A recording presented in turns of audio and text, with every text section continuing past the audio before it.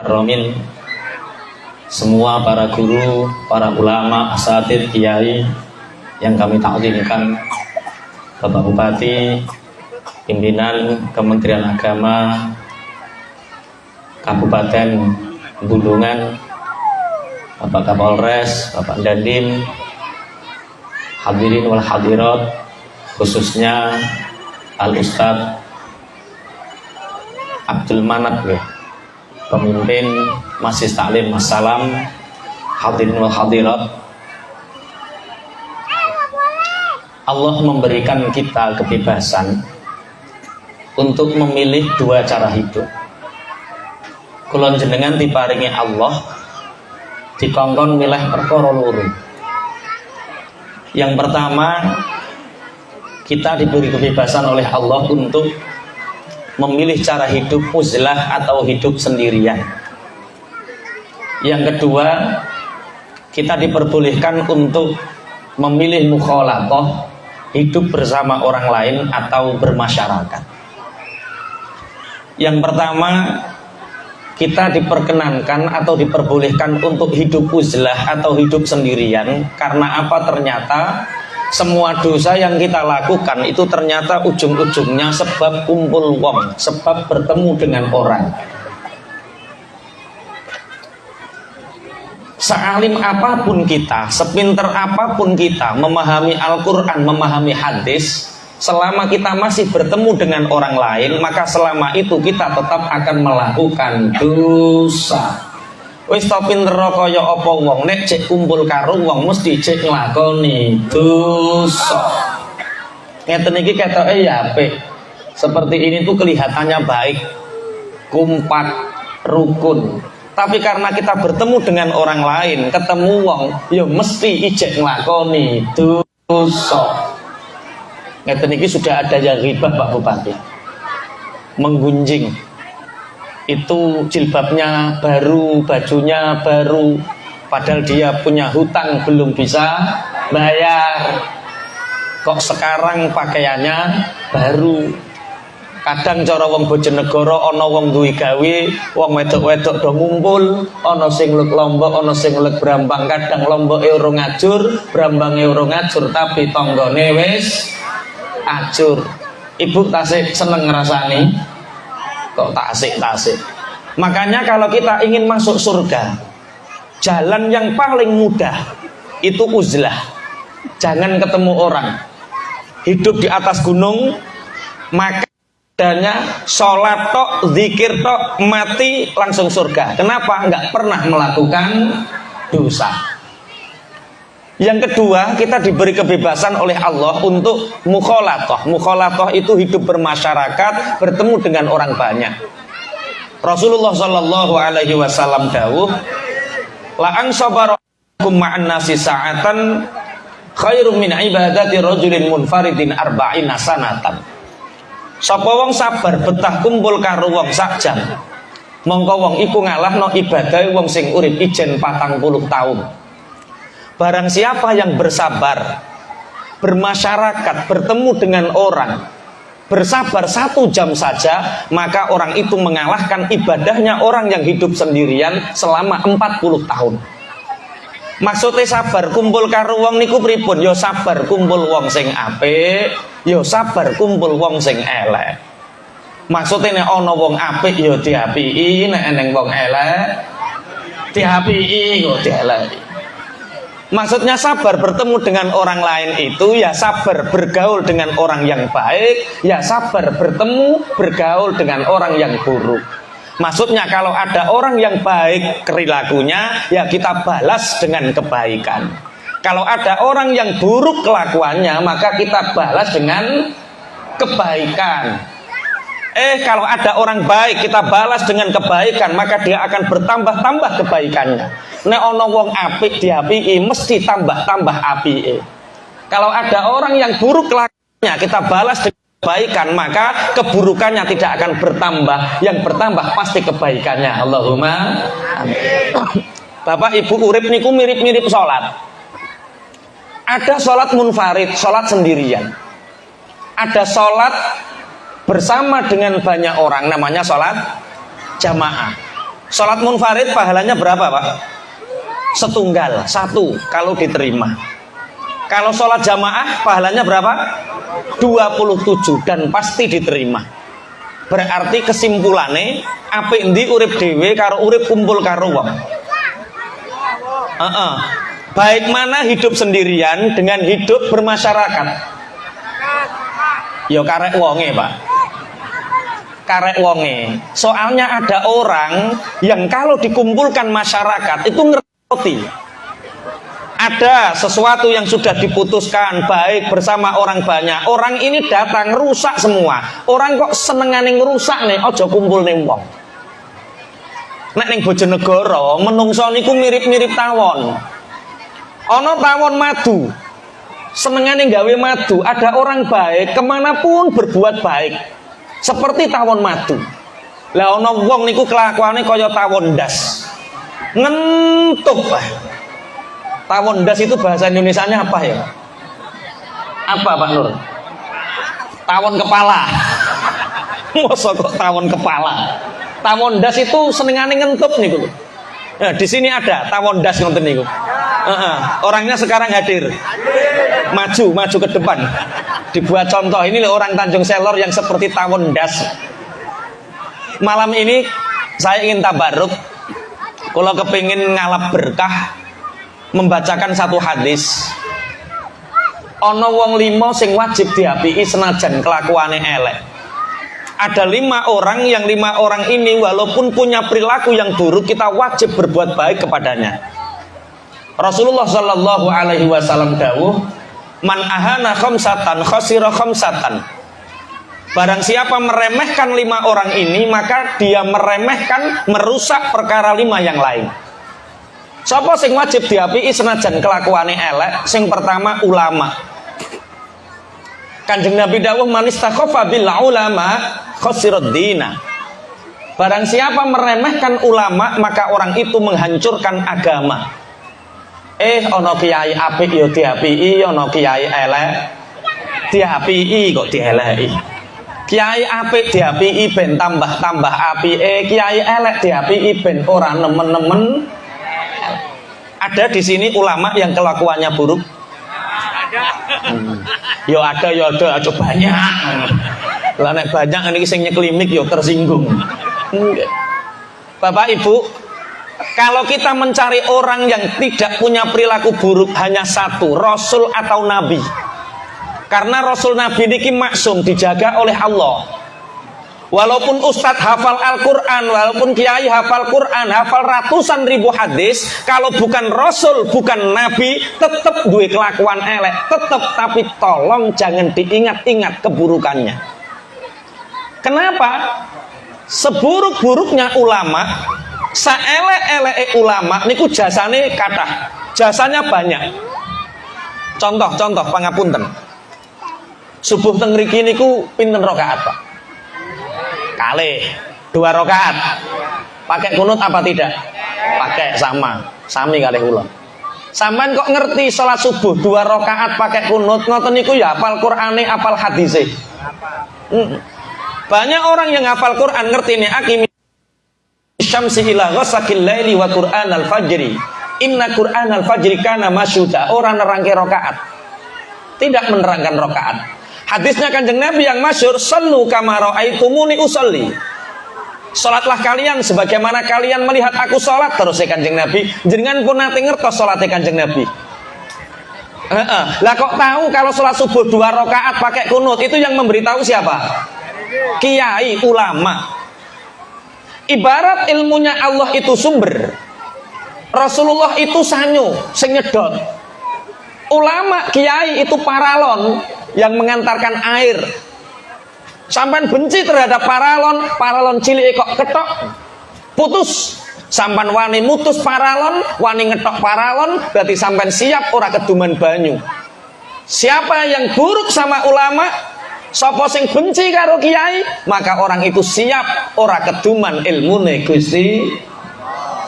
Tapi besok kalau ada ustadz manap lewat, paralon. Ya jangan dipanggil paralon, itu hanya tamsil tambah kok celuk paralon. Ini sebelum berlanjut. Terus siapa yang dinamakan ulama? Karena sekarang banyak yang disandarkan kepada kata ulama. Ada Nahdlatul Ulama. Di Jakarta ada Ijtima'ul Ulama. Nahdlatul Ulama itu dari kata nahadha yanhadhu nahdhatan. Fi'il madhi ini nahadha, artinya bangkit. Kalau nahdhatan itu kebangkitan yang istimrar wa dawam, terus menerus.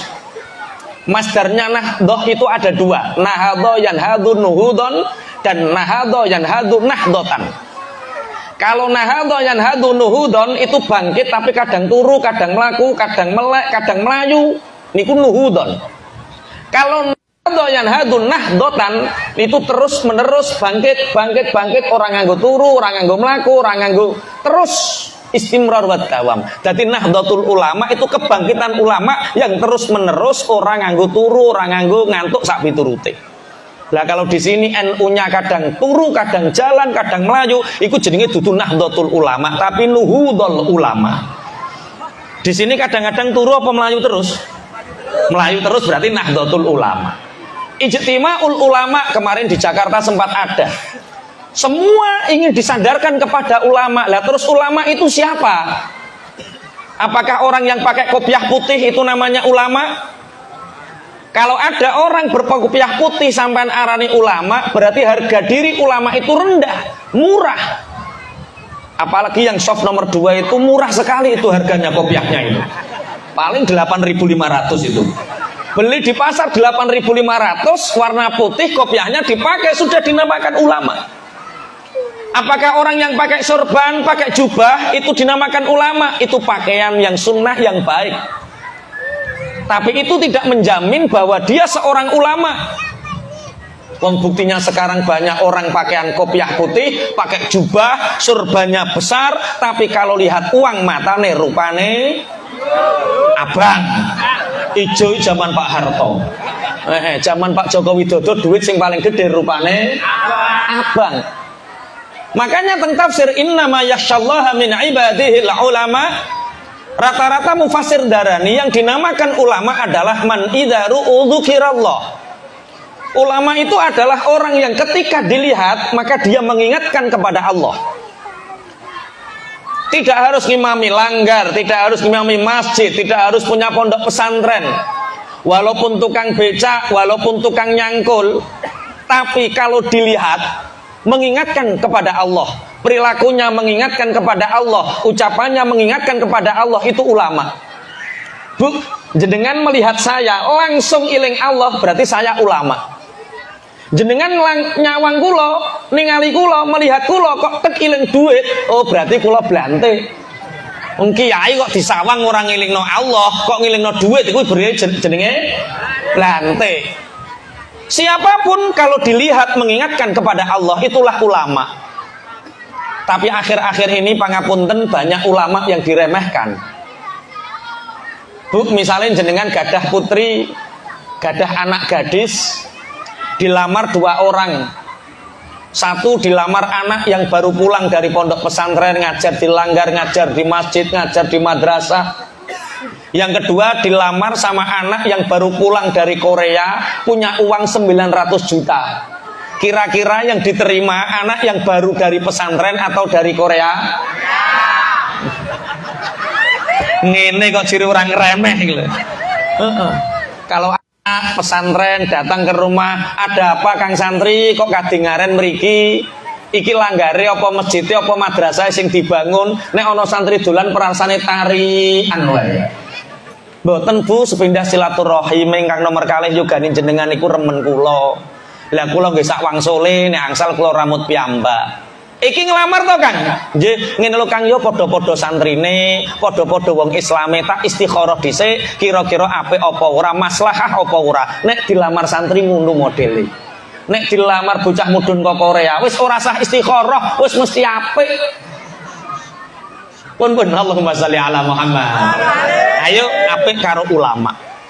Sing nomor kalih, yang nomor 2, siapa yang wajib kita berbuat baik walaupun mereka punya kesalahan, walaupun punya keburukan. Yang kedua adalah umarah, pejabat pemerintah. Rasulullah dawuh man istakhafa bil umarah khasirat dunya. Barang siapa yang meremehkan pejabat pemerintah, maka orang itu menghancurkan dunia, merusak dunia. Ana bupati apik ya diapiki, ana bupati elek diapiki. Bupati apik diapiki ben tambah-tambah apike, bupati elek diapiki ben ora nemen-nemen. Pak Bupati paham bahasanya? Paham, tapi nggak bisa menirukan. Kenapa ada umarok yang kelakuannya buruk kita harus membalas dengan kebaikan? Bapak Ibu, ini penting kami sampaikan karena akhir-akhir ini Indonesia diuji oleh berbagai permasalahan. Kemarin sempat Mahkamah Agung, orang yang memegang hukum tertinggi di Indonesia tertangkap ratusan miliar dan akhirnya dipenjara. Kalau petingginya saja seperti itu, bawahannya biasanya tambah parah, Pak. Kemarin ada salah satu oknum instansi tertinggi, pangapunten, mengayomi masyarakat, tagline-nya, tapi ternyata bedil nembak ajudane dewi. Ini ngeri. Akhirnya di luaran sana ada desas-desus. Kalau Indonesia sekarang banyak koruptor, kalau Indonesia sekarang banyak penjahat di dalam tubuh pemerintahan, lah wis nek ngono ayo nggawe negara anyar. Kita buat negara baru saja. Alasannya pejabatnya wis padha rusak. Tapi pertanyaannya, kalau Indonesia ini sampai terbagi dua, ada yang pro membuat negara baru, ada yang pro NKRI. Kemudian terjadi chaos, kerusuhan. Terus ada negara baru, siapa yang menjamin pejabat yang memimpin, yang mengganti ini lebih baik daripada pejabat hari ini? Makanya hadisnya Rasulullah itu bisa dipahami seperti ini. Membangun pemerintahan yang baik itu penting, tapi membangun masyarakat yang baik itu lebih penting. Karena kenapa? Ternyata pejabat niku terbentuk dari masyarakat. Nek masyarakatnya apik, pemimpinnya ya apik. Nek masyarakatnya elek, pemimpinnya elek.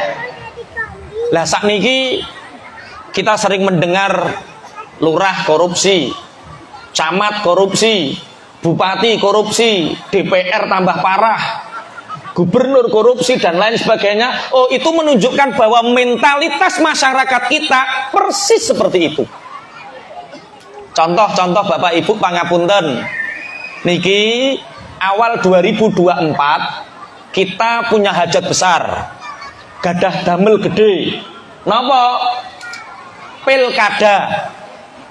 Nyoblos DPR, nyoblos bupati, gubernur, presiden. Kira-kira wong gulungan kene, orang sini, kira-kira nanti 2024 jenengan iku nyoblos calon DPR sing apik apa calon DPR sing andum duit? Sing apik apa sing andum duit? Mbak. Rakyatnya jenengan, Mbak. Kelakuane, Pak. Kalau rakyatnya geragas kaya ngene, Pak. Geragas itu bahasa Indonesianya apa ya? Rakus. Kalau masyarakatnya rakus duit, ojo arep-arep pemimpin sing ora rakus duit. Bapak Ibu 100.000, 200.000 yang jenengan terima dari calon-calon itu, demi Allah nggak menyebabkan sampan kaya, enggak. Tapi 100.000, 200.000 yang jenengan terima dari calon-calon itu menyebabkan kelakuan pejabat itu kalau jadi rakus ngentekno duit rakyat. Iki podo tersinggung gitu iki, Pak. Berarti sing salah iku pejabatnya apa rakyate? Rakyat gue salah-salahan terus, Pak. Ya podo salahe. Kula namung ngajak ayo dadi masyarakat sing cerdas. Ayo dadi masyarakat sing apik. Kalau kita jadi masyarakat sing apik, suatu saat kula jenengan bakal duwe pemimpin-pemimpin sing apik. Allahumma. Sudah, nggak usah jadi ekstremis, nggak usah jadi radikalis, nggak usah ingin gawe negara anyar. Pun NKRI-nya dirawat dengan baik. Dengan cara apa? Masyarakat ini ayo diajak menjadi masyarakat yang baik. Kemarin di beberapa daerah di Jawa Tengah ada desa namanya Narukan, di Pemalang, di Kediri, kemarin ada yang nyalon kepala desa. Alhamdulillah sepeser pun nggak mengeluarkan uang jadi, Pak. Tambah mereka bersorak-sorak, duit ora payu, duit ora payu. Sebentar lagi insya Allah bulungan. Allahumma ketahui optimis. Allahumma sholli ala Muhammad. Satu, ayo apik karo ulama. Nomor loro, ayo apik karo umaroh pejabat pemerintah. Sing nomor telu, siapa yang wajib kita berbuat baik kepadanya walaupun punya perilaku buruk tetangga. Rasulullah dawuh man istakhafal jiron khosiral manafi. Barang siapa yang meremehkan tetangga, sapa wong remehno tangga, mongko wong iku ngrusak kemanfaatane tangga. Duwe tangga apik diapiki, duwe tangga elek diapiki. Teng mriki enten tangga karo tangga sing boten rukun? Kathah wonge saiki teko. Alhamdulillah. Ben aja kon mulai dhisik, ben ngaji dhisik, ben tobat. Siapa yang tidak rukun sama tetangganya, maka orang itu menghancurkan manfaat tetangga itu sendiri. Apa manfaat tetangga? Banyak. Seandainya ada kebakaran, umpama ana kobongan, yang menolong pertama sing nulungi dhisik dhewe, kira-kira dulure Jakarta apa tangga? Tangga. Jenengan punya kerabat meninggal dunia, kira-kira yang duduk, yang menggali kubur tetanggamu atau dulurmu Surabaya? Tangga. Makanya tulung sing boten rukun karo tetangga, yang tidak rukun sama tetangga, tolong malam ini nanti langsung minta maaf. Diketok, tok tok tok, assalamualaikum. Sing jerumah mikir iki kok kaya suarane musuhku. Bengi-bengi kok dodok-dodok lawang ngajak geger ketok iki. Waalaikumsalam, meneng apa Lek? Dalu-dalu kok dodok-dodok lawang ngajak geger. Ora yo ora, aku njaluk sepuro sing wis ya wis. Njaluk sepuro kok dalu-dalu gak sesuk-esuk. Yu awake sak kecamatan Tanjung Selor iki terkenal nek gak rukun yu. Iki nek aku njaluk sepuro sesuk-esuk viral yu kabeh sak kecamatan krungu kabeh. Mulane aku dalu-dalu ki njaluk sepuro yu sing wis ya wis. Lah ning apa nek njaluk sepuro wong 5 tahun awake gak rukun sampean gak gelem njaluk sepuro. Wis to yu sepuro dhisik engko tak critani. Ya wis tak sepuro ndang cerita Lek eneng apa. Sampean ora nekani pengajian to. Pengajian ning ndi niku lho musala Al Ikhlas Masjid Taklim Assalam. Oh, aku dek mung milih ndanduk ning kono lho ning ndi alun-alun.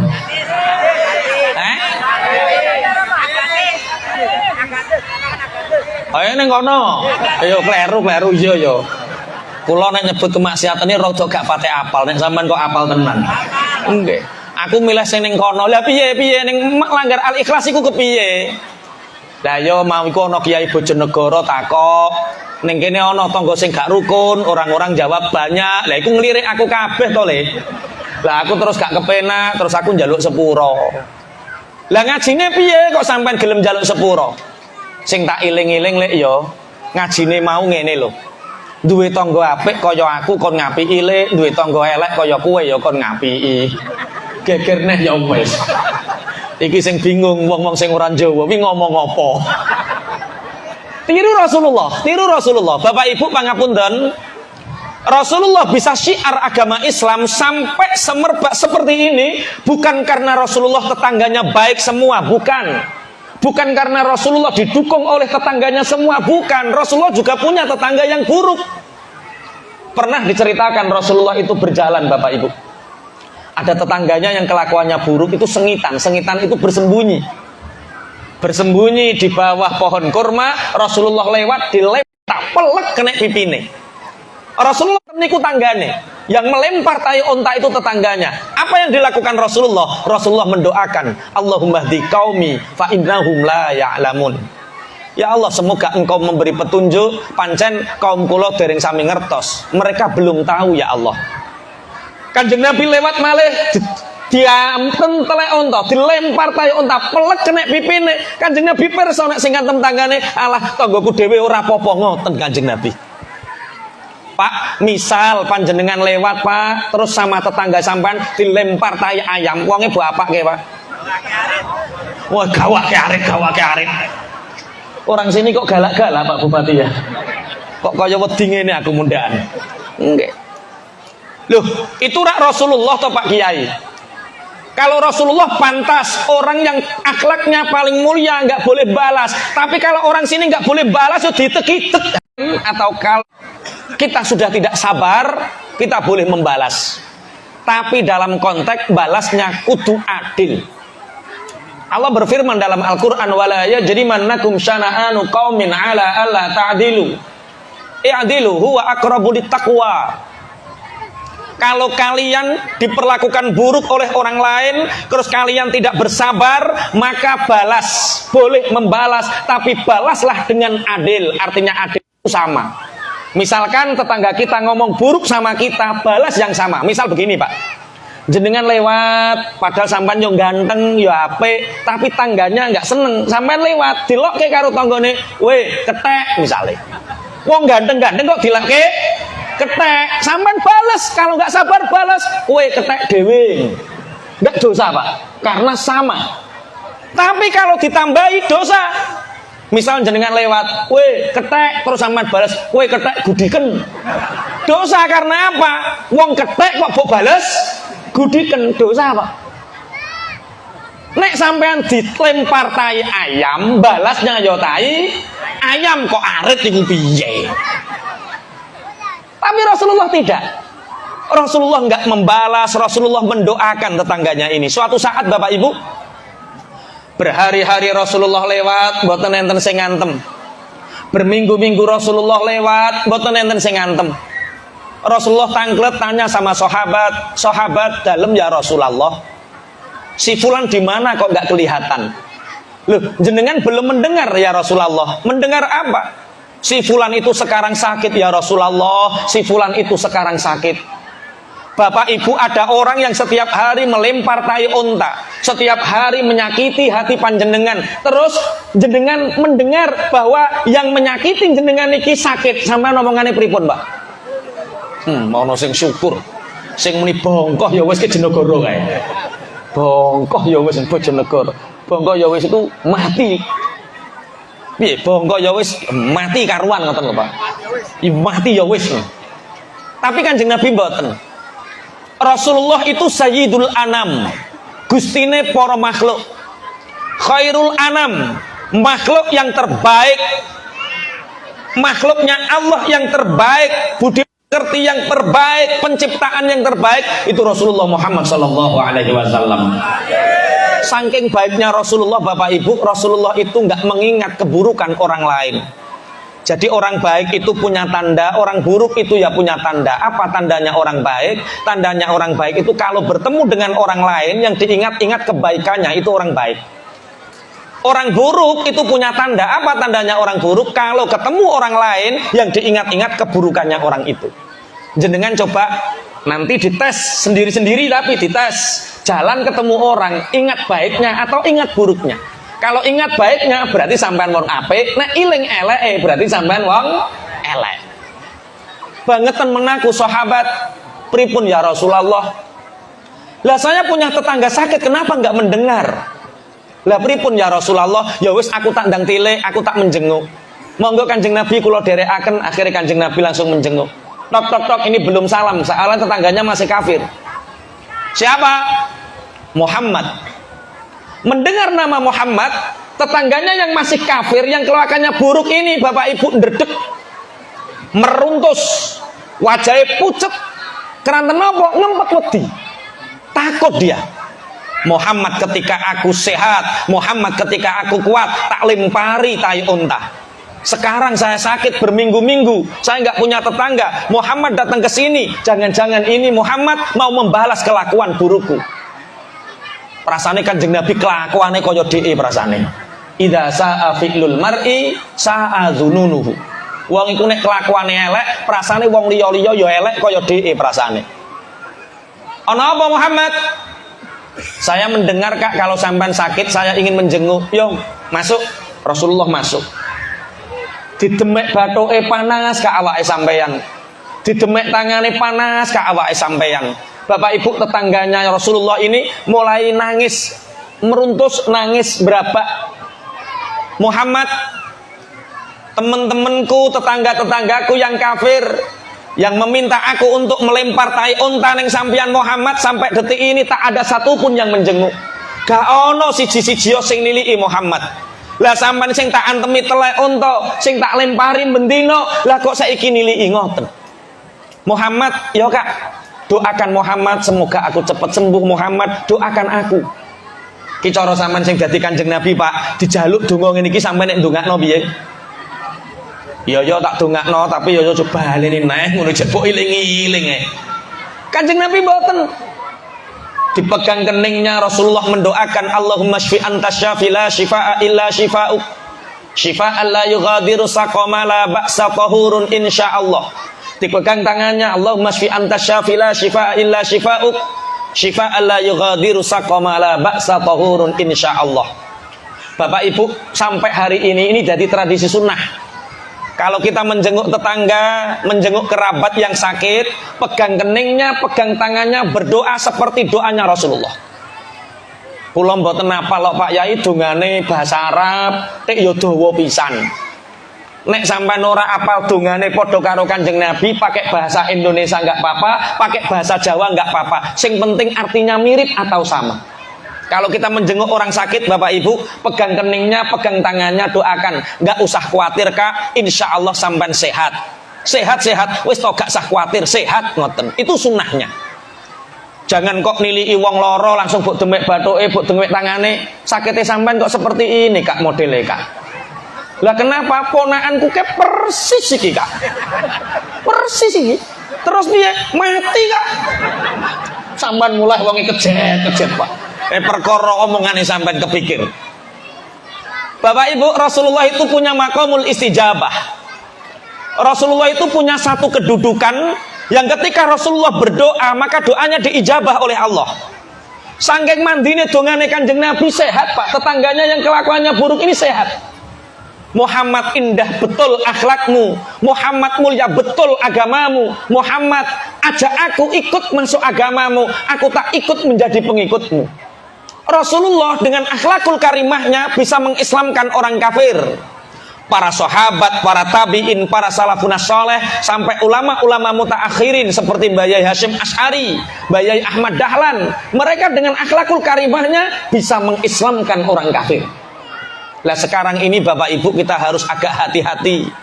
Di beberapa daerah di kota besar sekarang ini ada ustadz mondoknya di mana juga nggak jelas. Di mana dia meguru, siapa guru dan kiainya juga nggak jelas. Dia nggak mau mengislamkan orang kafir, tapi senengnya ngafirkan orang Islam.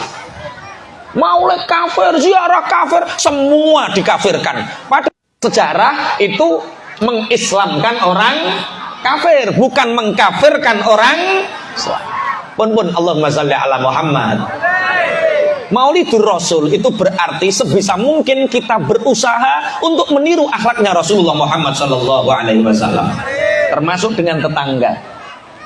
Bapak Ibu, Rasulullah itu kemarin ada pertanyaan, Ustadz, bolehkah kita bersedekah dengan orang kafir?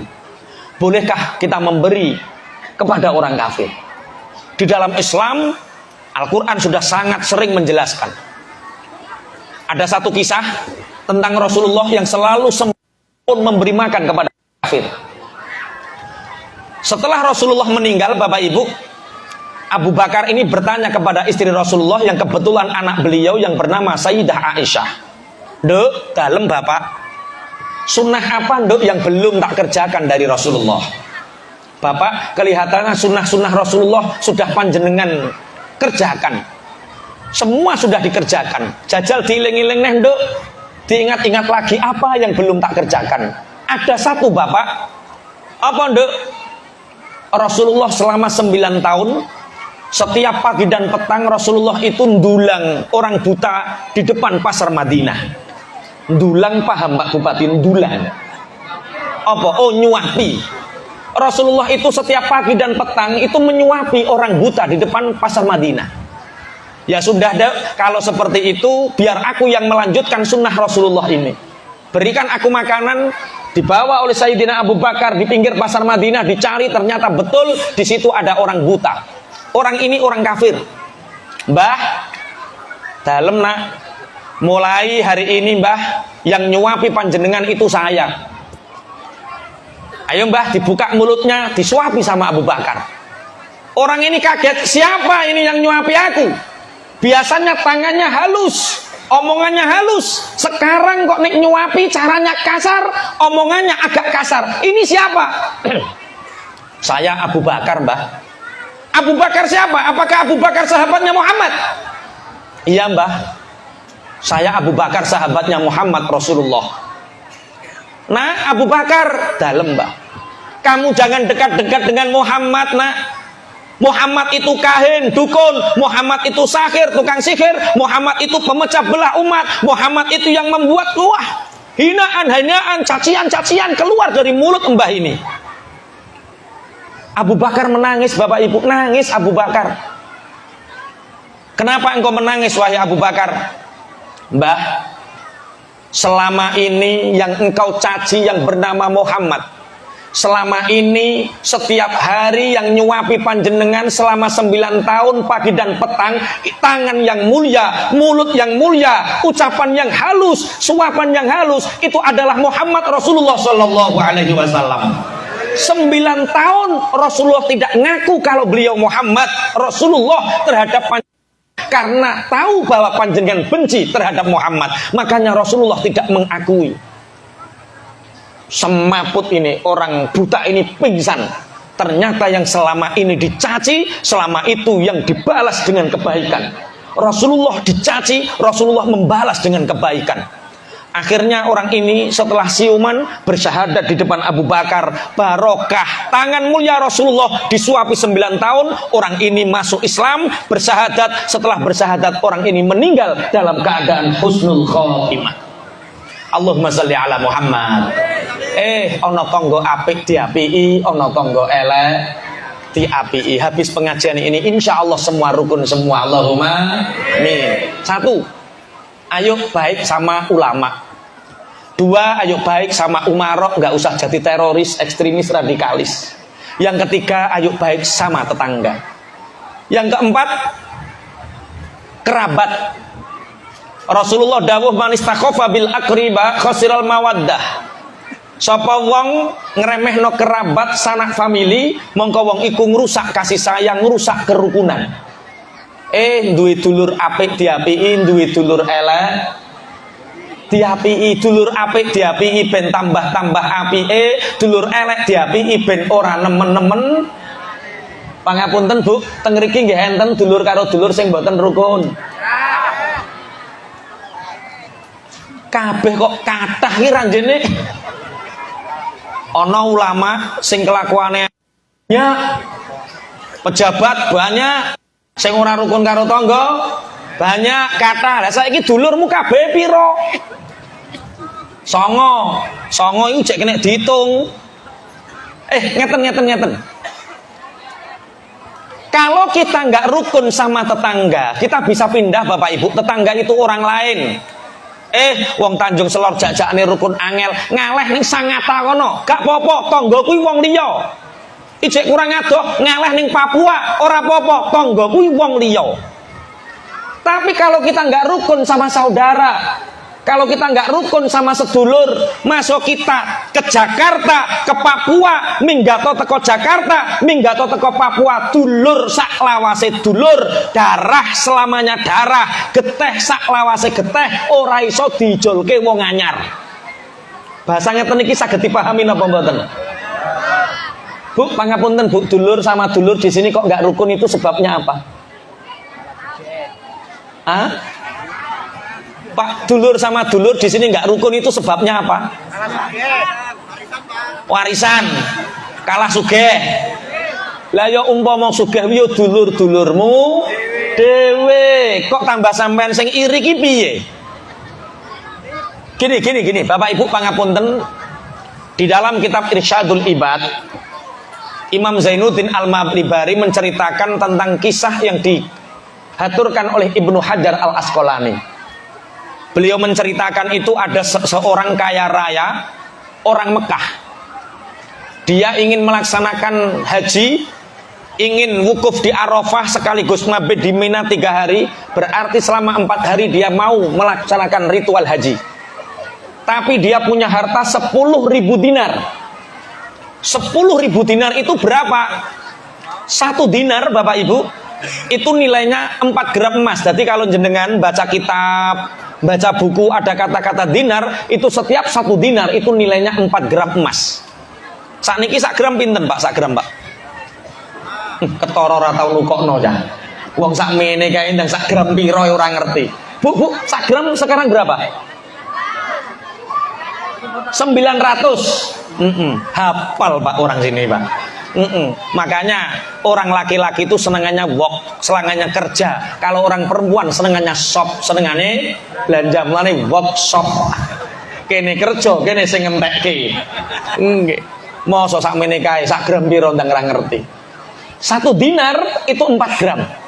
Berarti nek sak gram 900 ping 4 berarti pinten? Cek orang itu duit ora iso maneh. 900 ping 4 pinten? 3.600.000 kali 10.000 piro jumlahe? Wis pokoke akeh ngono wae. Angel-angel ngitung. Orang ini punya harta 10.000 dinar, tapi dia mau ninggal haji. Ini tak titipkan siapa uang segini banyak? Akhirnya dia ingat dia punya teman yang soleh. Dia punya teman yang sangat amanah. Dipanggil temannya ini, Mas, ya Kak, saya mau ibadah haji Arafah sampai mabed 4 hari. Aku titipkan uangku 10.000 dinar ini. Karena di sini yang paling amanah panjenengan. Ya Mas, gak apa-apa Mas, insya Allah aku amanah, tak jaga. Setelah 4 hari bisa sampean ambil. Bapak Ibu, orang ini melaksanakan haji, uang 10.000 dinar dititipkan. Dilalah kersane Gusti Allah. Orang yang dititipi uang 10 dinar ini meninggal dunia.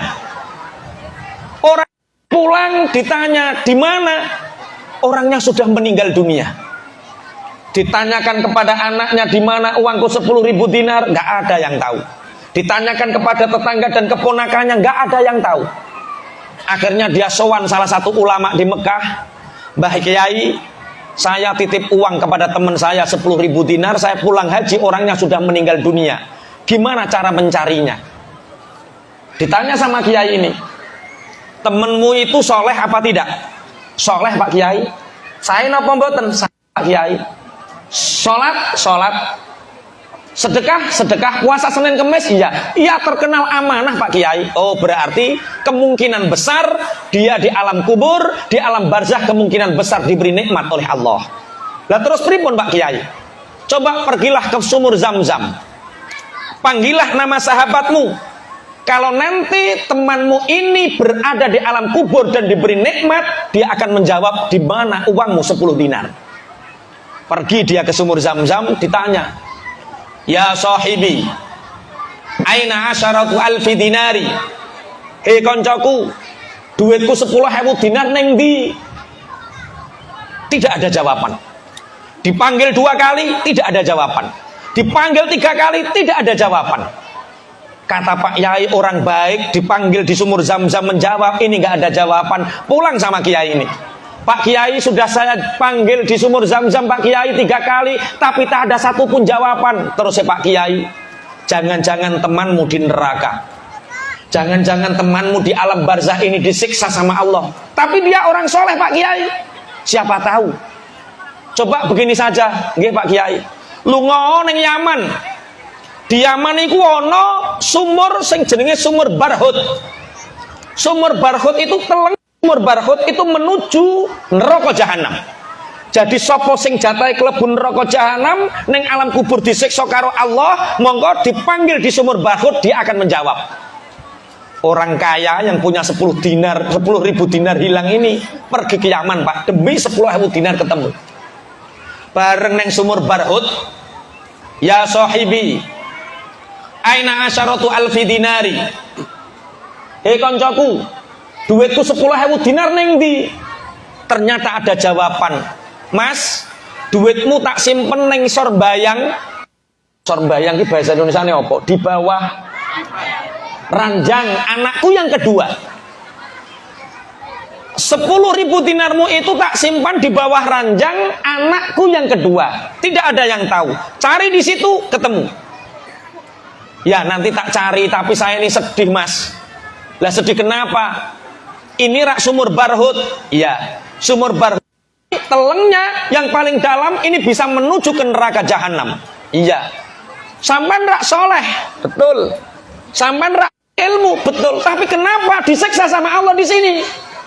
Dia menjawab, Mas, Saya tiap hari memang sholat, tidak hanya fardu, sholat sunnah aku kerjakan, puasa Senin Kemis aku kerjakan, sedekah aku lakukan. Tapi kenapa sampean bisa disiksa di Barhut? Saya 5 tahun punya adik perempuan dan tidak bertegur sapa. Aku ikut duwe dulur wedok, adikku wedok 5 tahun satru ora tahu takokan karo aku. Masya Allah. Salat, sedekah, puasa masih ditahan oleh Allah selama orang itu tidak baik sama saudara. Bapak Ibu pangapunten, saudara, kerabat itu bahasa Arabnya rahim. Rahim itu salah satu sifatnya Allah, Maha belas kasih. Kalau orang memutuskan silaturahim, memutuskan tali saudara, berarti orang itu memutuskan kasih sayangnya Allah. Sholatnya ditolak, zakatnya ditolak, puasanya masih tertahan selama dia masih punya urusan dengan saudaranya. Iki kok muwenengi sampean mikir dulur pundi terae? Kok lenger-lenger sampean? Ono sing gak rukun ketok iki. Masya Allah, Masya Allah. Akhirnya orang ini, ringkas cerita, orang ini pulang, Bapak Ibu, ranjangnya anak yang kedua ini diambil, digali, ternyata di bawahnya ada 10.000 dinar. Setelah ketemu, anaknya dikumpulkan. Mas, dalem Pak D, uangku sudah ketemu. Terus sampean purun mboten tak paringi kabar. Kabar nopo Pak D? Kabar nek bapakmu iku karo Allah disiksa ning alam kubur. Buktine tak celuk ning sumur Zam-Zam ora muni, bareng tak celuk ning sumur Barhut muni, saiki duitku ketemu. Sebab nopo Pak D? Bapak kula niku wong sing soleh, amanah. Sebab bapakmu ora rukun karo bulikmu wedok dengan saudara perempuannya. Kumpulkan semua saudaramu biar saya ajak ke rumah bulikmu.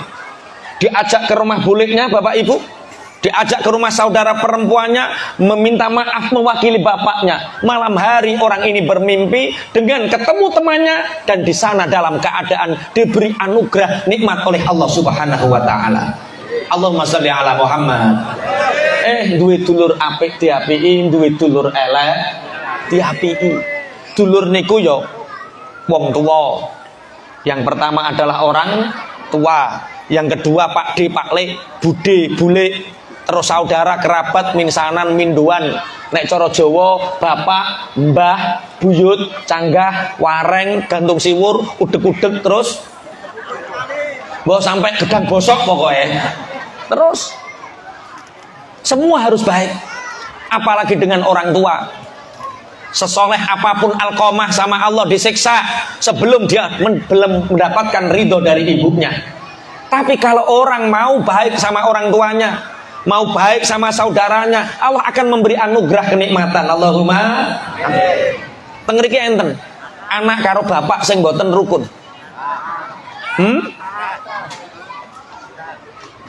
Wong ndang elek karo bapake, elek karo ibuke, pangapunten. Masa sampean salate cek ditahan. Iling ceritane Alqamah, nalikane Alqamah ora diakoni ibuke dadi anake. Masya Allah, Alqamah arep diobong karo Kanjeng Nabi. Tapi sejak mendapatkan ridho ibunya, Alqamah diampuni. Akhirnya ison jawab, ketika sakratul maut, Alqamah bisa mengatakan la ilaha illallah. Alqamah. Bahkan kalau kita belajar tafsir di dalam surat Al-Baqarah, qalu da'u lana rabbaka yubayyin lana ma hi. Ketika Nabi Musa ada pembunuhan, Nabi Musa disuruh untuk, sebenarnya Bani Israel ingin menghinakan Nabi Musa, tapi Nabi Musa ini tambah diberi jawaban oleh Allah. Itu ayat itu berkaitan dengan anak yang berbakti kepada kedua orang tuanya. Jadi ringkasnya cerita ini dalam kitab Irsyadul Ibad. Imam Zainuddin Al-Malibari itu menceritakan ada di Bani Israel itu laki-laki yang soleh. Laki-laki yang soleh ini punya sapi. Istrinya ini sedang mengandung, kemudian lahir masih kecil. Sapi ini ditaruh di hutan. Dia mengatakan, hei sapi, aku wariskan engkau di hutan ini kepada anakku nanti. Kamu harus bisa menjaga diri. Suatu saat ketika anakku nanti besar dan kamu dipanggil atas nama bihaqqi Rabbi Ibrahim wa Ismail wa Ishak, maka datanglah itu pasti anakku. Akhirnya orang ini ringkas cerita meninggal. Kemudian sapi ini bertumbuh menjadi sapi betina yang indah, warnanya kuning keemasan. Kemudian anak ini bertumbuh menjadi soleh. Diwasiati sama ibunya, nak, bapak tidak punya warisan apa-apa, cuma bapakmu itu punya sapi yang ditinggal di tengah hutan. Dia bisa marek kalau kamu panggil ya Baqarah bihaqqi Rabbi Ibrahim wa Ismail wa Ishak ta'al ilahuna. Akhirnya bocah nom cilik iki mara ning tengah alas dengan haknya Tuhan Nabi Ibrahim, Nabi Ishak dan Nabi Ismail, datanglah ke sini wahai sapi betina. Datang, Pak. Nurut. Diuji sama malaikat, sapimu tak beline. Tidak, karena ibu tidak memerintahkan aku untuk menjualnya. Wes gak sah nurut ibumu, sampai njaluk 1.000 dinar tak tuku. Tidak, aku mau menyampaikan amanah sapi ini kepada ibu. Akhirnya pulang, ibu, ini sapi sudah ada di tangan. Apa yang aku lakukan? Jual, nak. Jual dengan harga 300 dinar.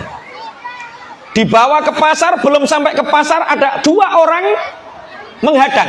Nak, sapimu mau kamu bawa kemana? Ke pasar, Pak. Mau kamu jual? Iya. Kamu jual berapa? 300, tapi dengan persetujuan ibuku. Sudah, gini saja, nak, nggak usah 300. Lah berapa? 600 dinar, tapi kamu nggak usah minta izin sama ibumu. Ki cara sampean, Pak, sapi karo ibu kon ngedol 300 dinyang wong 600, kira-kira sampean iku balik kondo ibuke apa langsung bocolke? Kedunyan sampean. Ketara wajah-wajah kedunyan deh. Tidak, Pak. 300 tapi harus sesuai ridho ibuku. Ya wis, nek ngono minta ridho ibumu, katakan kita besok beli 600. Pulang, Bu, tadi itu ditawar orang, Bu, berapa? 600 dinar. Enggak engkau lepas karena ibu wasiatnya 300. Aku enggak berani melawan perkataan dari ibu. Ya sudah, nak, kalau besok ketemu lagi jual 600 dinar.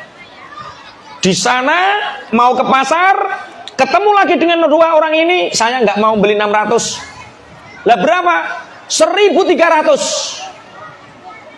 1.300. Tapi kamu enggak usah pulang. 1.300 tanpa izin ibumu. Saya nggak berani. Kalau 1.300 nggak apa-apa, tapi saya bawa pulang dulu. Tidak, saya nggak mau kalau kamu bilang ibumu. Ya sudah, 1.300 nggak, saya jual. Pulang diceritakan sama ibunya. Akhirnya 2 orang ini mengaku bahwa dia adalah malaikat yang dikirim Allah. Sebentar lagi akan ada pembunuhan yang dilakukan oleh salah satu kerabat Bani Israel. Sapimu jangan jual selama tidak dibeli oleh keluarga pembunuh ini senilai kulit sapi yang dipenuhi dengan emas. Jadi sapinya dibelah, terus kulitnya disani emas. Itu anugerah bagi orang-orang yang taat kepada kedua orang tuanya. Allahumma amin. Pun taat apik karo ulama. Nomor 2 ayo apik karo umarok. Nomor 3 ayo apik karo tonggo. Nomor 4 ayo apik karo kerabat. Tapi ngeten to Pak Yai, dalem. Nek ana wong tua kelakuane elek piye?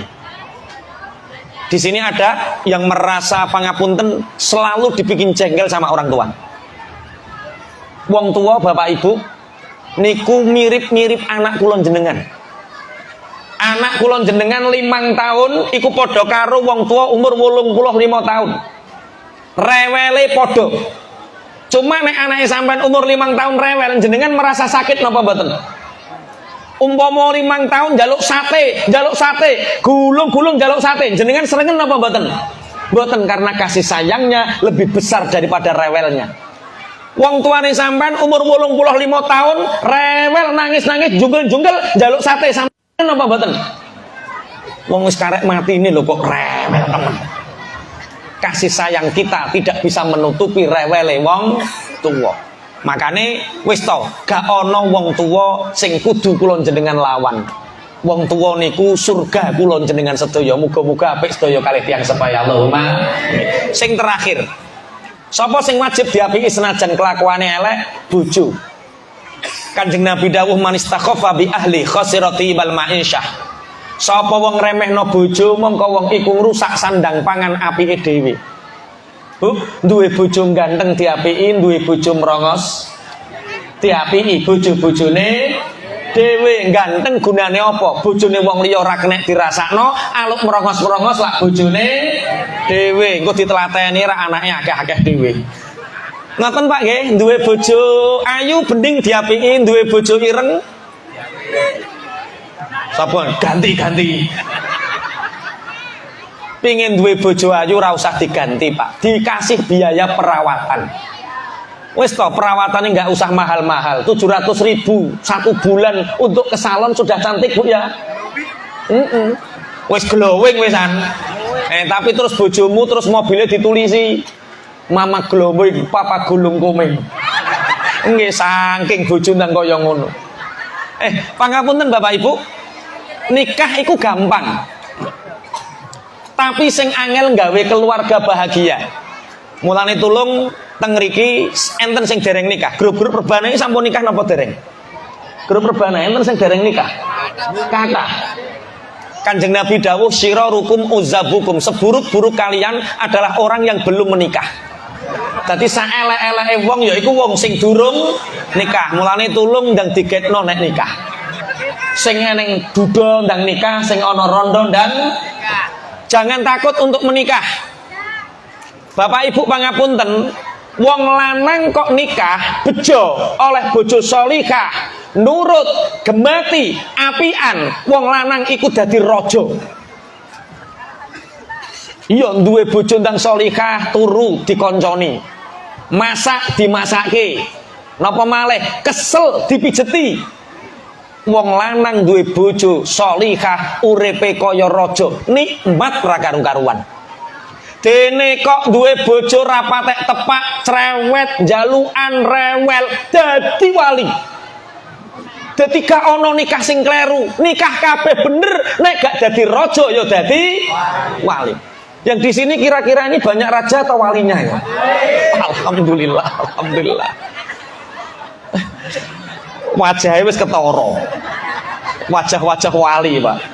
Mosok sing kene glowing-glowing nang kene kok pucet kabeh. Masyaallah, masyaallah. Nggih, dadi nikah niku ra ono gak penake. Pokoke wong lanang nek nikah nek gak dadi raja ya dadi wali. Lah nikah karena apa? Pangapunten, banyak anak muda mencari nikah itu yang dicari alasannya hadisnya Rasulullah tungkahul mar'ah li arba. Wanita itu dinikahi karena 4 hal, 1 li jamaliha, karena kecantikannya. Mereka mikir kecantikan itu sebelum nikah Bapak Ibu. Padahal kecantikan itu ada 2. Ada kecantikan sebelum nikah, ada kecantikan setelah menikah. Kalau kecantikan sebelum menikah itu pasti faktornya genetik. Contoh, bapak yang ganteng, ibu ayu, anak ayu. Terus bok nikah. Walaupun kamu nikah dalam keadaan cantik, setelah bok nikah tidak kamu bahagiakan. Latine bok larake terus. Ora tahu bok cukupi nafkahe, serba kurang mikir nafkah.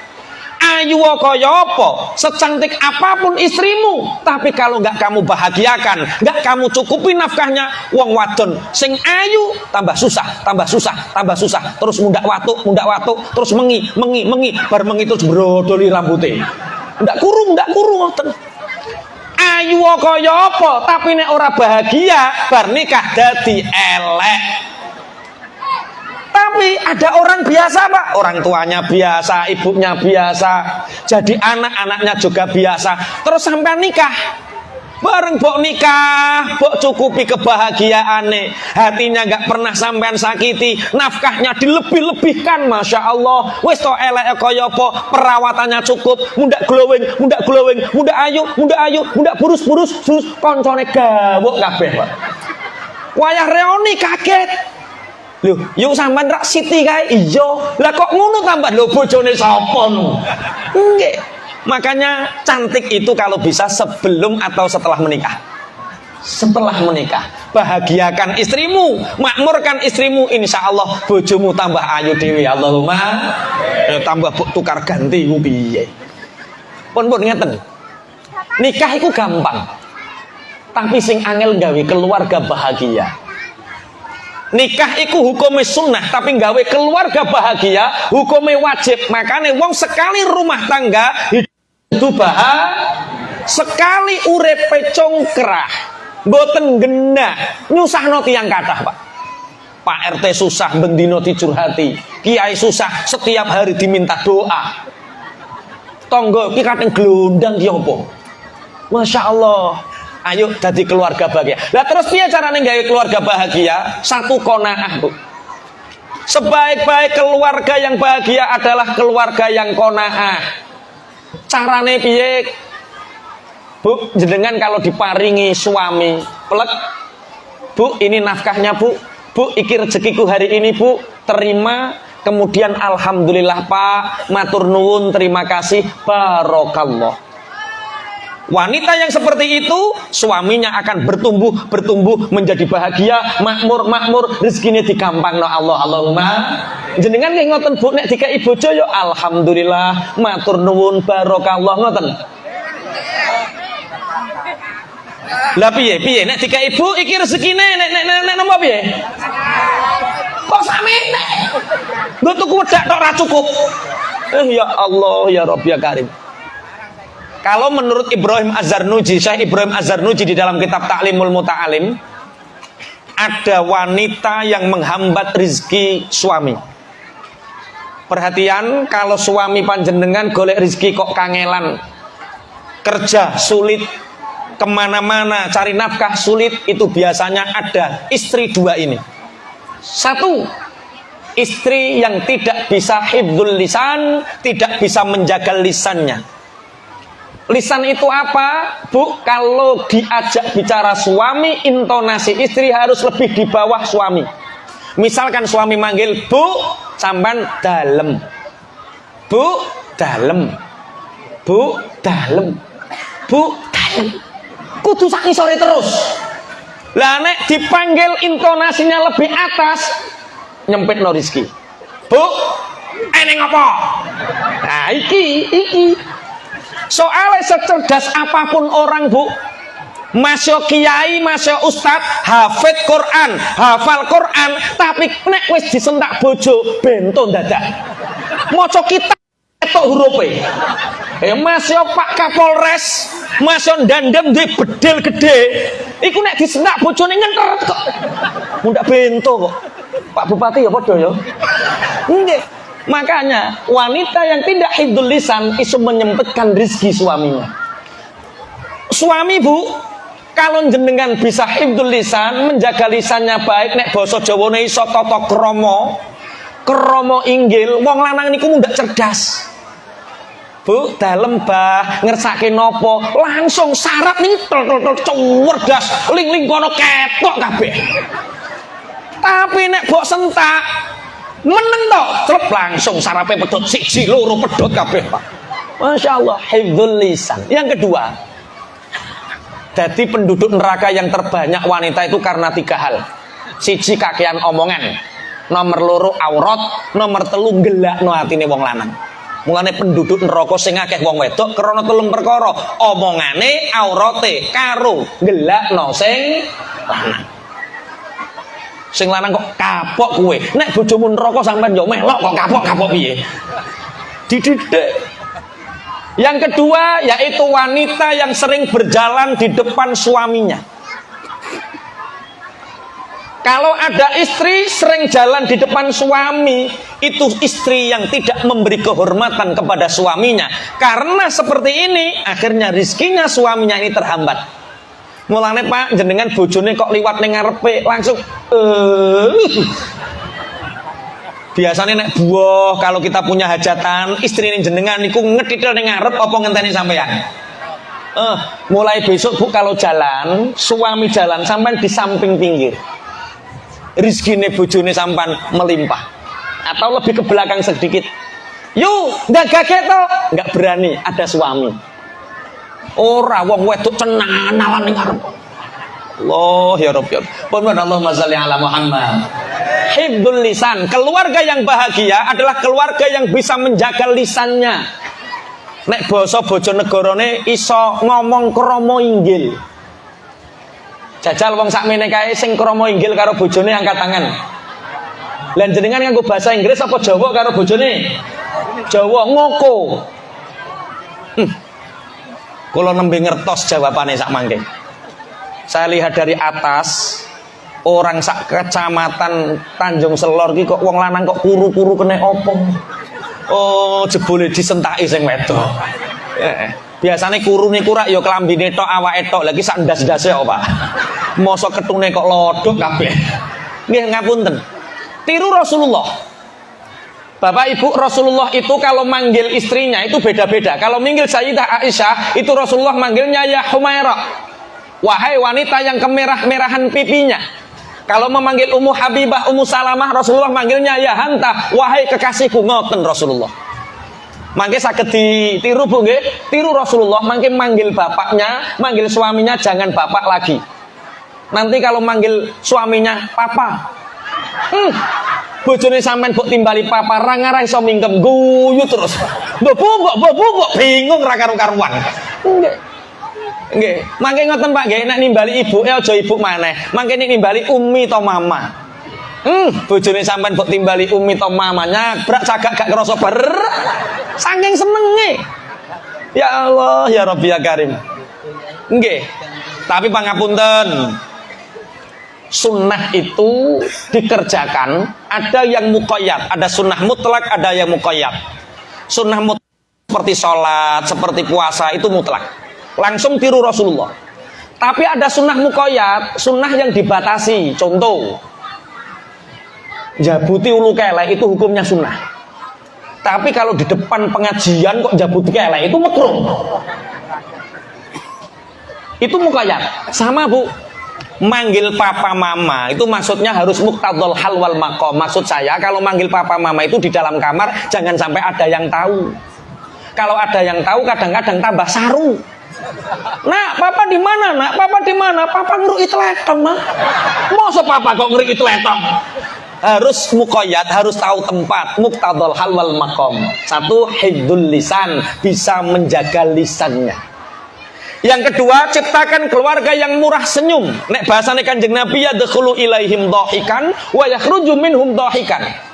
Keluarga bahagia itu keluarga yang suami ketemu istrinya bisa guyon. Istri ketemu suaminya, suami bisa guyon. Hanya keluarga bahagia yang bisa guyon sama suami istrinya. Loh, banyak loh Bu, pangapunten wong lanang pinter guyon karo koncone. Ada orang laki-laki pinter guyon sama temen-temennya di perapatan, di embong, pinter guyon karo koncone. Bojone liwat meneng cebong, kok bojoku liwat. Iso guyon karo wong liya, tapi gak iso guyon karo bojone dewe. Maka keluarga bahagia itu keluarga yang bisa guyon. Tolong mangke mantuk dan guyon karo bojone. Neng jero kamar guyon terus sampai anaknya kaget. Bapak sama ibu kok sekarang di kamar guyon terus. Nanti 4 bulan setelah pengajian ini rumahnya Bu Bidan ruwame. Apa neng di Bu Bidan dadi ya iya wong guyon terus kok. Dadi akhirnya. Pangapunten, kalau Kalimantan Utara mungkin alhamdulillah masih stabil. Tapi Bojonegoro, Tuban, Lamongan, khususnya Jawa Timur, akhir-akhir ini ada gejolak perceraian tinggi, Pak. Angka perceraian itu meningkat. Kemarin di Bojonegoro bulan September, 1 bulan ada 548 perceraian. Sangat tinggi sekali. Di Jawa sangat tinggi perceraian. Padahal pangapunten, ekonomi semakin membaik, universitas semakin banyak, sarjana semakin banyak, tapi kenapa perceraian semakin tinggi? Padahal dulu banyak orang tidak sekolah, sekolahnya SD, hanya SMP, kadang tidak lulus, tapi kenapa bisa menjaga mahligai rumah tangga sampai sepuh? Sekarang sarjana nikah sama sarjana cerai, Pak. Bahkan kemarin ada seorang penyanyi, suarane enak, duwite akeh, nikah karo bocah ganteng, dikamplengi sampai bonyot kabeh. Heh? Piye? Kok roh piye to? Lah ya ono, aku mau cerita kan ya pancen ono to. Lah ya, kenapa terjadi seperti itu? Bahkan kemarin ada mahasiswa, Bapak Ibu, ternyata pendidikan tinggi belum menjamin kebahagiaan. Mereka otaknya cerdas tapi nggak pinter memaafkan. Mereka pendidikannya tinggi tapi nggak belajar untuk menghargai, nggak belajar untuk menghormati, nggak belajar untuk melayani, nggak bisa memaafkan, sehingga banyak terjadi perceraian. Beda karo zaman biyen, Pak. Makanya kemarin ada mahasiswa tanya, Pak Kiai, iya Mas, kenapa Rasulullah menikahi Sayyidah Aisyah yang umurnya 9 tahun? Ini namanya diskriminatif terhadap wanita. Wong bocah cilik umur 9 tahun kok dinikah. Tak kandani Mas, likulli ajalin kitab yamhullahu ma yasha'u wa yusbit wa indahu ummul kitab. Zaman itu, masing-masing zaman itu masing-masing perilaku. Kamu jangan mengatakan umur 9 tahun itu kecil. Bisa jadi umur 9 tahun itu lebih dewasa daripada anak yang sekarang 20 tahun. Kita buktikan. Pripun Pak Kiai nek buktikan? Tak ajak nemui ibu, Pak, ibu saya. Ibu saya usianya sekarang hampir 80 tahun. Mbok, yo nak, jenengan nikah riyen tahun pinten, Mbok? 52 nak. Jenengan riyen niku umur pinten nalikane dinikah bapak? Oh, tahun 52. Umure mboke iku 12 tahun nak. Ibu saya dinikah bapak usianya 12 tahun. Aku yo mikir sebagai anak modern hari ini yo mikir umur 12 tahun yo wis kena dinggo torong. Utek-utek mesum lho. Umur 12 tahun kena dinggo torong. Karena saya menghormati hak wanita, karena ini sensitif, saya nggak berani tanya sama ibu. Saya ngobrol sama bapak. Pak, yo nak, ibu terusnya nikah kalian jenengan umur 12 tahun. Yo nak, lah ngoten iku yo langsung mbok Pak. Dinggo piye? Ya ora kok dinggo piye. Bapak sama mbokmu itu hidup bareng 5 tahun. Umur 12 tahun, 13 tahun, 14 tahun, 15 tahun, 16 tahun, 5 tahun urip bareng. Mbokmu belajar melayani. Mbokmu belajar memaafkan ketika bapak salah. Mbokmu iku wis pinter ngresiki omah, pinter melayani, pinter menghargai. Mbokmu iku wis Masya Allah. Berarti saat itu Sayyidah Aisyah, saat itu mbok saya umur 12 tahun sudah tamyiz tapi belum balik. Wis pinter menghormati, pinter melayani, pinter menghargai, tapi belum punya balik, belum nafsu. Beda karo bocah saiki, umur 9 tahun belum tamyiz tapi sudah balik. Winginane Pak, kula membaca WA yang berselebaran. Ada anak kelas 6 SD, WA-an sama anak temennya kelas 6 SD. Papa di mana? Papa main kelereng, Mak. Hati-hati loh Pak, jangan sampai kalah. Ya Ma, terima kasih doanya. Lah yo, kelas 6 SD wis papa mamanan. Berarti anak zaman sekarang balik tapi belum tamyiz. Sedangkan Menteri Agama hari ini memutuskan tamyiz itu 19 tahun, Pak. Itu pun masih banyak angka perceraian. Itu menunjukkan bahwa pangapunten, sekarang orang sudah balik tapi belum tamyiz. Ini pangapunten, ting gerandul iki kok nek jabuti wayah napa Pak Nur? Jenengan ngerti karepe model ngeten iki.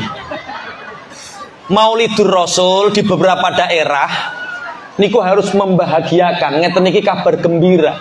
Sebagai bentuk kabar gembira niku kula jenengan sedaya nyenengi Kanjeng Nabi Muhammad sallallahu alaihi wasallam.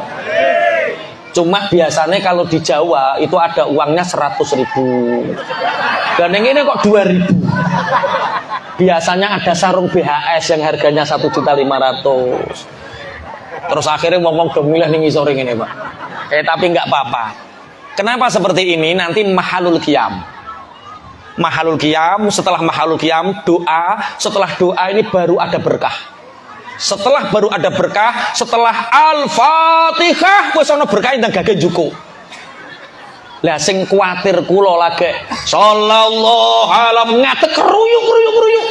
Lah ya wong urung ana berkah kok wis keruyuki. Niki mangke pas mahalul qiyam napa sak rampunge mahalul qiyam niki?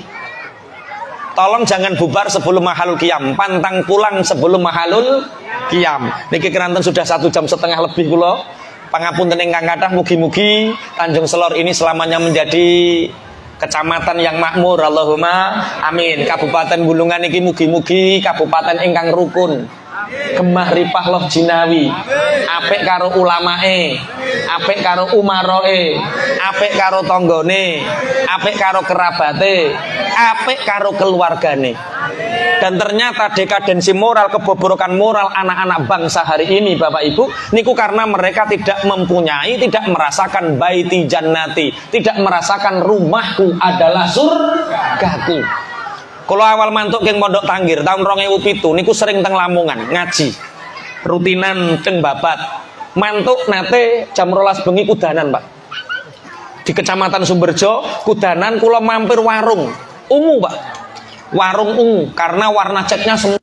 Di situ ada anak muda 5 Pak, lanang laki-laki tapi celonone suwek kabeh, lanang tapi ceplian, lanang tapi rambutnya dikuncres Pak, lengene ora gede tapi digambari kalau jengking Pak. Kaosnya ada tulisan panitia kiamat. Bocah kok nakale ngono Pak. Akhirnya kula ceritani reno-reno seneng Pak kalih kula, Mas omahmu ndi Mbalen? Mas aku ki ketua geng yo. Wis ketara. Wajah kriminal ngene iki ketua geng biasane. Anak buahku selawe Mas. Yo ngerti lah, terus tolong Mas kasih waktu 1 bulan sekali sampean ceritani wali-wali gak apa-apa. Ya wis akhirnya setiap malam Jumat Legi kula teng warung niku. Ada 30 anak Pak. Preman kabeh.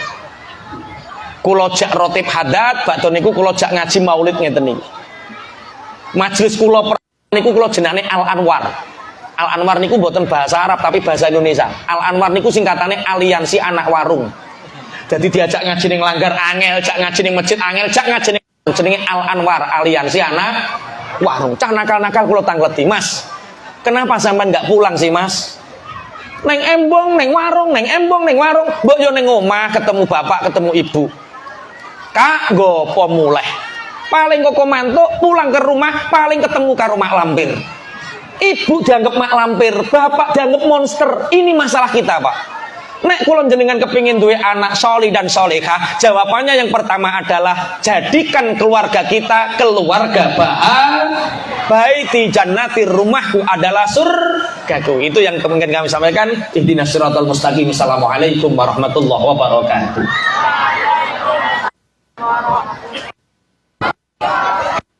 Pangapunten Pak Bupati, Masya Allah.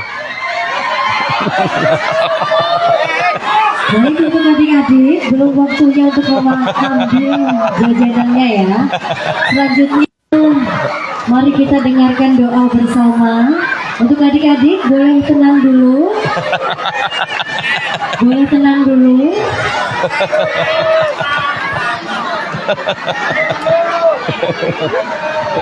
Boleh. Untuk kita tenang dulu, kita berdoa bersama terlebih dahulu. Ini baru jajan Pak Bupati. Bersorak gembira sambil mengambil telur dan juga jajanan yang telah disiapkan. Boleh Ibu Bapak, kita berdoa terlebih dahulu.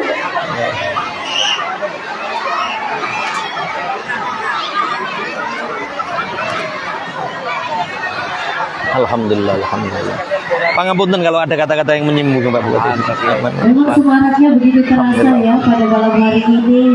Penuh sukacita, selain ilmu yang begitu luar biasa, tapi juga sukacita dari warga sekitar dalam acara Maulid Nabi Muhammad SAW. Masya Allah, cepet deh. Nggih, siap segera dilaksanakan nanti. Besok saya ke pondok dibicarakan. Cuma saya izin pas tanggal itu kayaknya ya bukan kayaknya lagi sih kemudian sakit di pondok karena lagi ada di Turki, Pak. Baiklah Ibu Bapak hadir berbahagia, selanjutnya kita akan mendengarkan dan juga berdoa bersama. Dengan hormat kami persilakan kepada Ustadz Abdul Manan untuk memimpin doa pada malam hari ini. Kalau Yai Muhajir, tasik. Sepuh. Nggih, alhamdulillah sepuh. Aktivitasnya mulai banyak berkurang. Saat ini nggak aktif mantu kalih putu. Ya Haji Agus Salim kalih Satri Sulan Asmi. Waalaikumsalam warahmatullahi wabarakatuh. Sebelum berdoa, kami minta Al-Fatihah. Mudah-mudahan Kabupaten Bulungan, Kalimantan Utara yang di tempat ini diberi aman, tentram, karena Allah Subhanahu Wa Taala. Amin amin amin ya Allah. Hadirin bersolid kepada Muhammad sallallahu alaihi wasallam. Fatihah. A'udzubillahi minasyaitonir rajim. Alhamdulillahirabbil alamin.